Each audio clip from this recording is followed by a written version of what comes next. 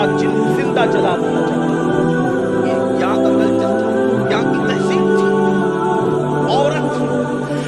औरत को पाप समझा जाता था, औरत को जुए में हार दिया जाता था, जुए में औरत हार दी जाती थी। तारीख है, कभी कभी एक एक औरत के साथ इसी हिंदुस्तान के अंदर 5-5 भाई शादी करते। तारीख है इसकी। हमारा भारत बड़ा अजीम है, बड़ा महान है भारत, बड़ा प्यारा है भारत, लेकिन मुल्क हमेशा अच्छा रहा है। कभी लोग अच्छे नहीं रहते, कभी लोगों का अंदाज अच्छा नहीं रहता, कभी लोगों का अखलाक अच्छा नहीं रहता। सरकार गरीब नवाज उस माहौल में आए, अल्लाहु अकबर, लोग पेशाब पीते थे और घी के दिए पत्थरों के करीब जलाते थे। ये हालत थी। पीने के लिए पेशाब है और पत्थरों के लिए घी है। हालांकि होना तो ये चाहिए था, इसके बरक्स मामला होता, लेकिन इंसान इतना दूर हो चुका था इंसानियत से। तो सरकार गरीब नवाज ने किया क्या? इस हिंदुस्तान की सरजमीन पर कोई अपने नाना का मिशन, कोई अपने नाना की फिक्र, कोई अपने नाना की तालीम, कौन सी तालीम कि ये न देखा कि मुसलमान है कि काफिर है। भूखा आया खाना खिलाया, प्यासा आया पानी पिलाया, चाकू लेकर आया अखलाक पेश किया। सरकार गरीब नवाज ने किया क्या? यही तो किया आज जिससे हम दूर हो गए।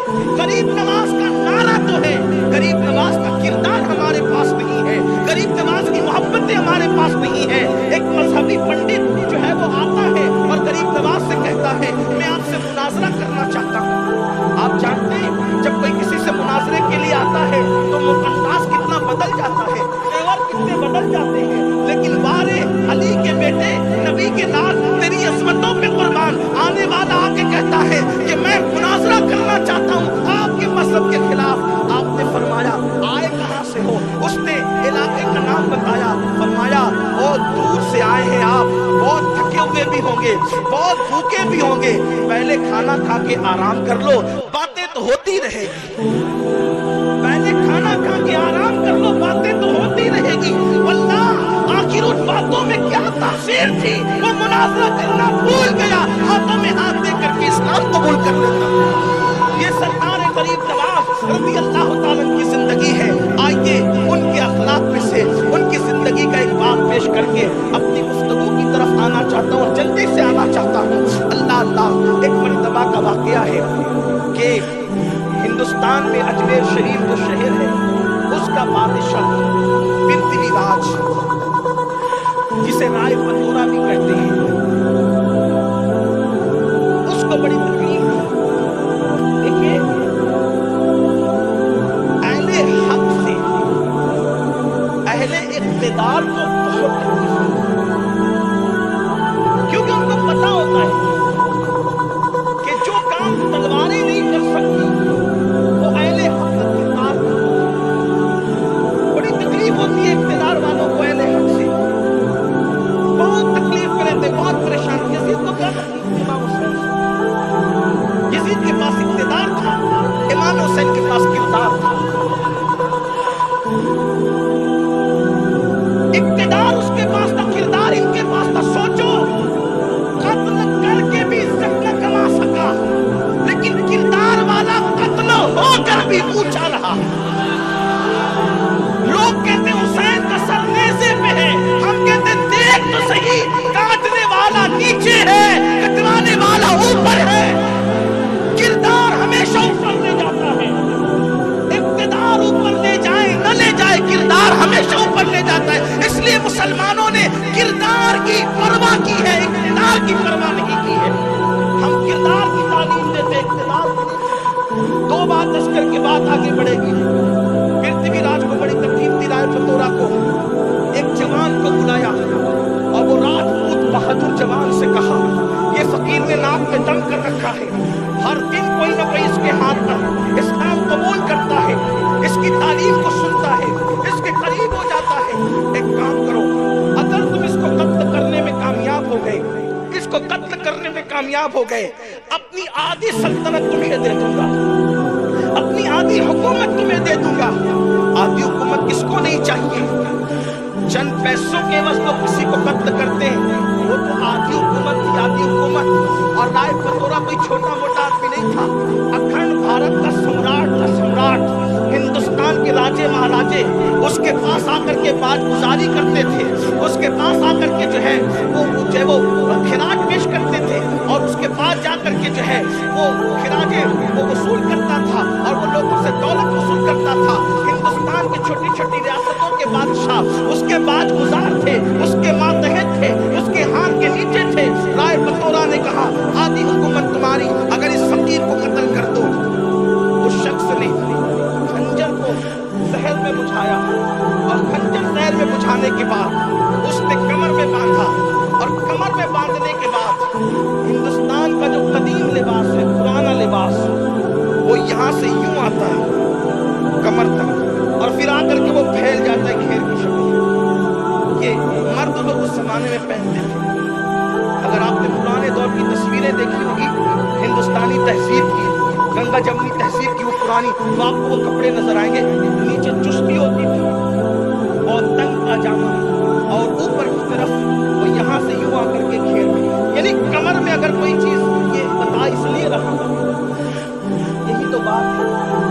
अगर किताब में जो लिखा है वही मैं आपके सामने पढ़ के सुना दूं तो फिर तकरीर करना, आपको मैं किताब ही पेश कर देता था, पढ़ लो। कुछ वर्क ज़ेरॉक्स करके बांट दी जाते ना, इकतूरी वालों को इतने पैसे खर्चा करना पड़ते, और ना मुझे इतनी मुशक्कत के साथ, जब कोई मुशक्कत में तो आया नहीं, लेकिन इतना लंबा सफर मुझे करना नहीं पड़ता, क्योंकि आप पढ़ लेते। बात यह है कि आपको समझना है पस मंजर क्या है, वाकई क्या अंदाज था। तो ये जो लिबास होता था, इसमें कमर में जो चीज बंदी हो या छुपी हो तो नजर नहीं आ सकती थी, क्योंकि वो कमर से घेर बड़ा घेर वाला होता था। गरीब नवाज का बयान चल रहा था, खिताब, और उसमें लोग बैठे थे, वो भी आकर के बैठ गए।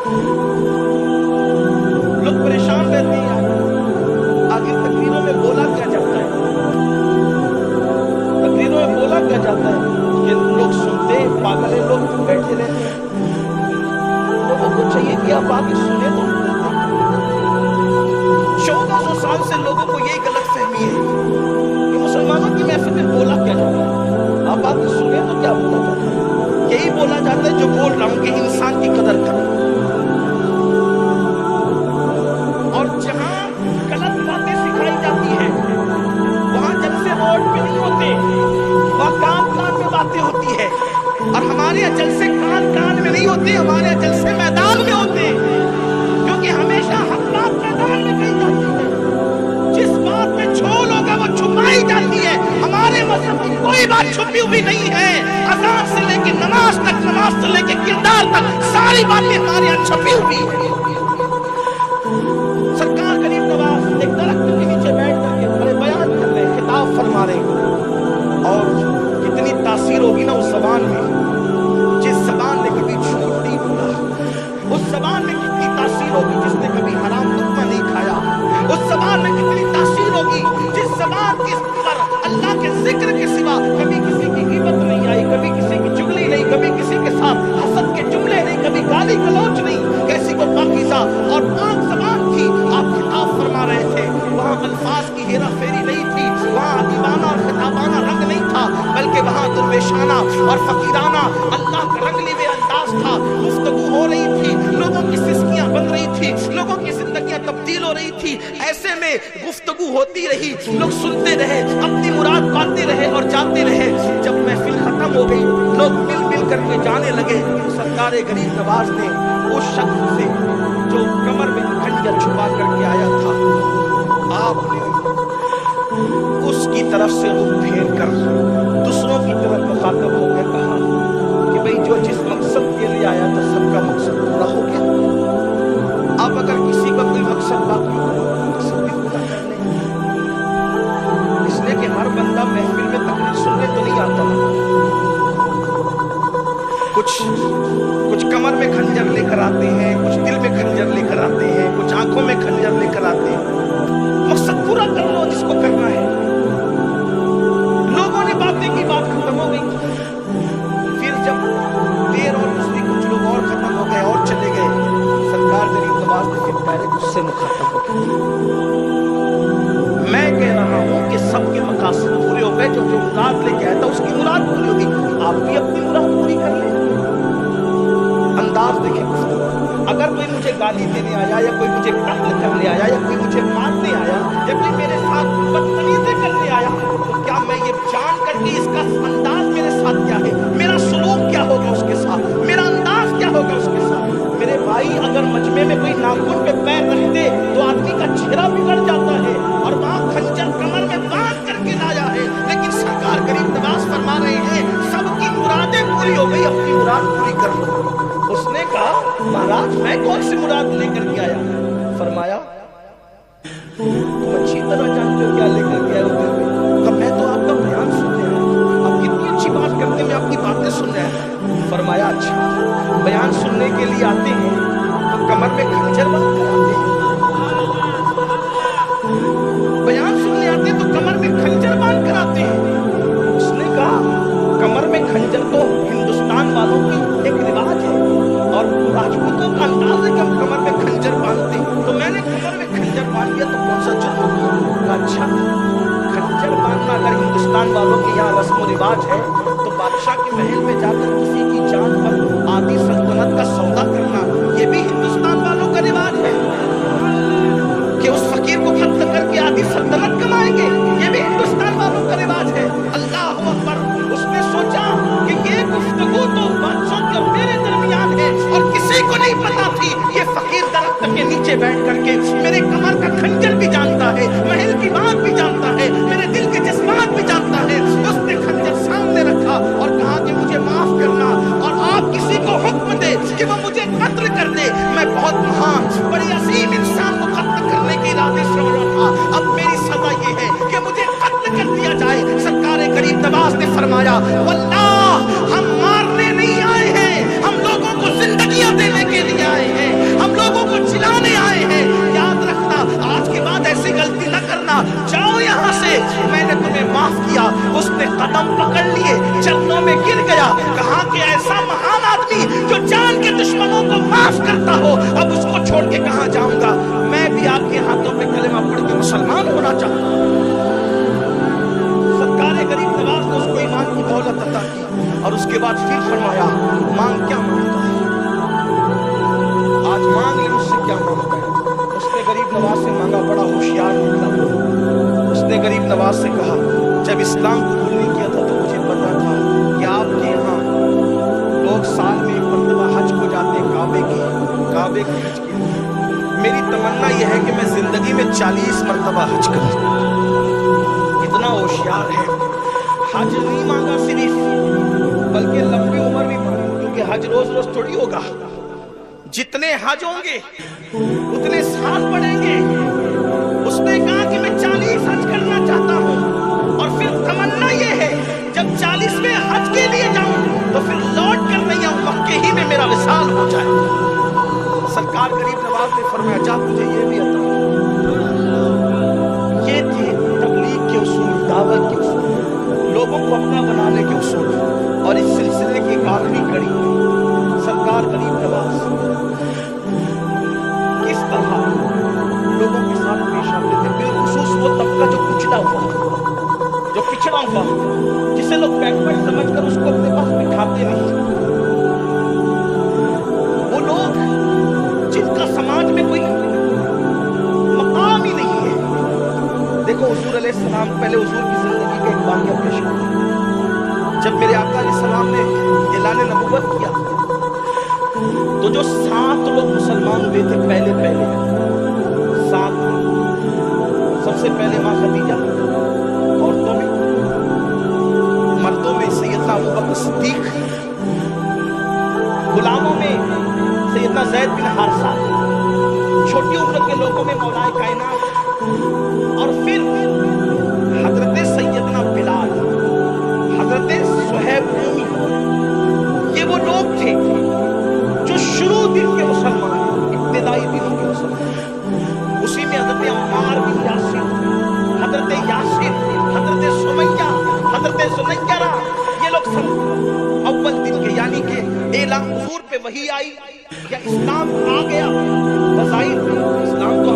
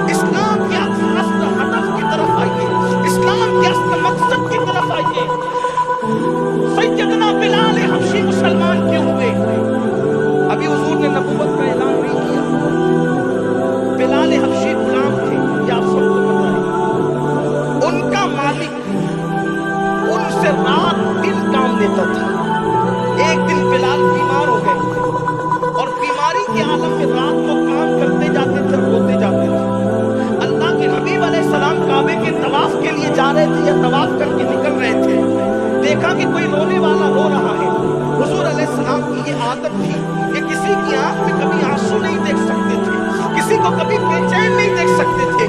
ہاں یہی تو بات ہے کہ ہمارے نبی کسی کی آنکھوں میں آنسو نہیں دیکھ سکتے تھے، اور آج ہم لوگوں کی آنکھوں میں آنسو ہی ڈال رہے ہیں۔ حضور لوگوں کو بے چین نہیں دیکھ سکتے تھے، ہم لوگوں کو بے چین ہی کر رہے ہیں، لوگوں کو بے قرار ہی کر رہے ہیں، لوگوں کو ستا ہی رہے ہیں۔ میرے آقا علیہ السلام نے دیکھا کسی کے رونے کی آواز آ رہی ہے، حضور رک گئے، رکنے کے بعد پوچھا کون ہو؟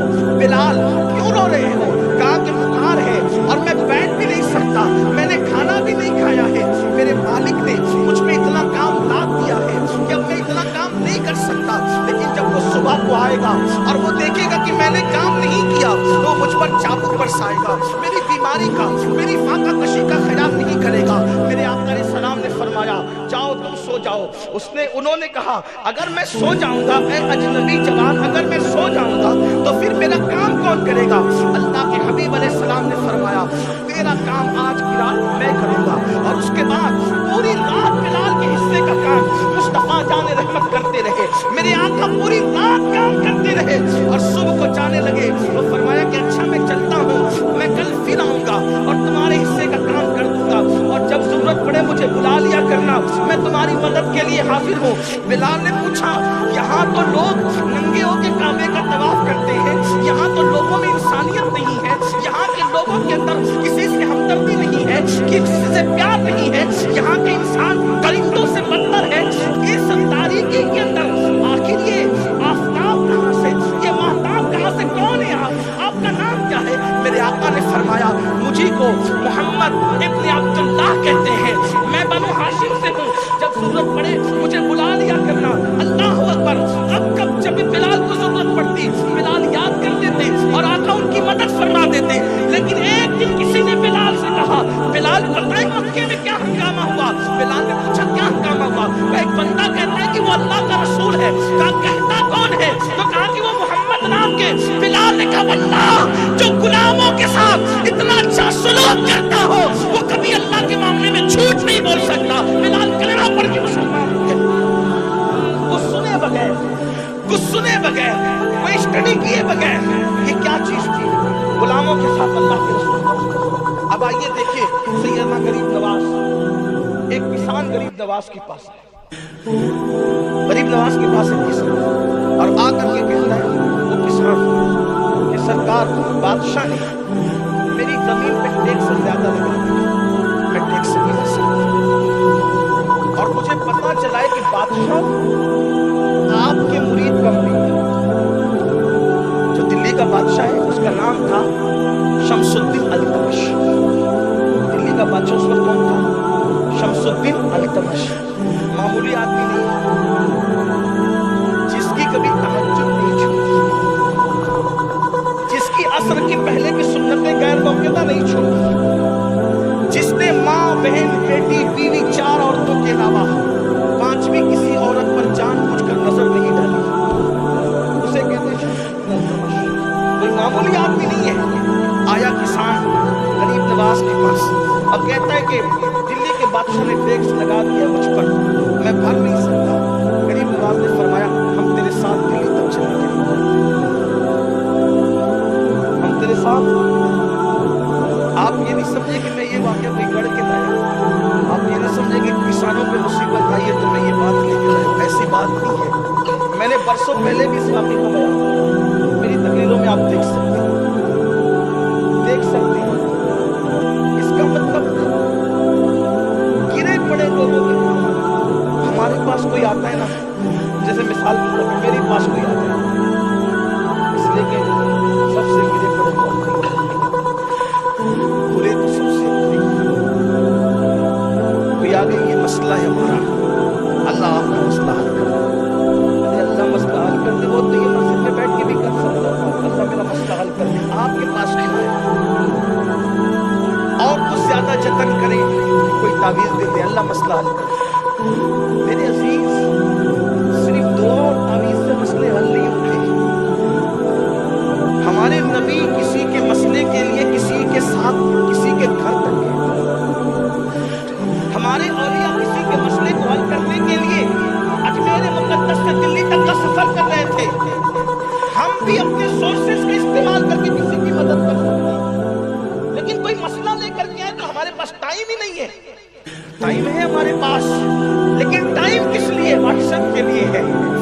के लिए है, ग़ीबतों के लिए, चुगलियों के लिए, नफरतों के लिए है, अदावतों के लिए है, फितनों के लिए है। अच्छाई के लिए हमारे पास टाइम नहीं है। और याद रखना, अच्छाई अच्छाई है, बुराई बुराई है। अच्छी तरह याद रखना, अच्छाई तुम्हारी नस्लों को भी अच्छा बना सकती है और उसकी बरकतें तुम्हारी नस्लों तक बाकी रहेगी, और बुराई जो है तुम्हारी नस्लों तक उसकी नहुसत को पहुंचा सकती है। इसलिए याद रखना, अल्लाह ने अच्छे काम के लिए भेजा है, अच्छे कर सकते हो तो करते रहो। सरकार गरीब नवाज के पास किसान आता है और आकर के कहते हैं सरकार ये मुश्किलात पड़ी है। गरीब नवाज ने बादशाह कोई खत नहीं लिखा, बाबा कुतुब को कोई खत नहीं लिखा और फरमाया कि चलो चलते हैं। साथ लेकर के दिल्ली पहुंचे। जब दिल्ली पहुंचे तो दिल्ली पहुंचने के बाद इत्तला मिली कि गरीब नवाज आ रहे हैं। वक्त का दिल्ली का बादशाह बाबा कुतुब को साथ लेकर के इस्तकबाल के लिए आया, कदमों पे सर रखा। सरकार कुतुबुद्दीन बख्तियार काकी ने कहा हुजूर बगैर इत्तला के तशरीफ लाए। फरमाया बाबा कुतुब एक काम था हमारा एक काम था वो लेकर आए। हुजूर आपका क्या काम? कई किसान है हमारे शहर का रहने वाला, अजमेर शहर का रहने वाला, ये इस पर लगाम बादशाह के कारिंदों ने ज्यादा डाल दिया है और ये भरने की ताकत नहीं रखता, तो मैं चाहता हूँ उसमें कमी कर दी जाए। बाबा कुतुब ने बादशाह की तरफ देखा। बादशाह ने कहा हुजूर मुझे इसका इल्म न था, ये सिपाहियों की गलती से हो गया, लेकिन हुजूर अगर आप कोई खत लिख करके दे देते तो खत पर भी काम हो जाता, चिट्ठी पर भी काम हो जाता, आपका नाम ये किसान लेकर आता तो आपके नाम पर भी काम हो जाता।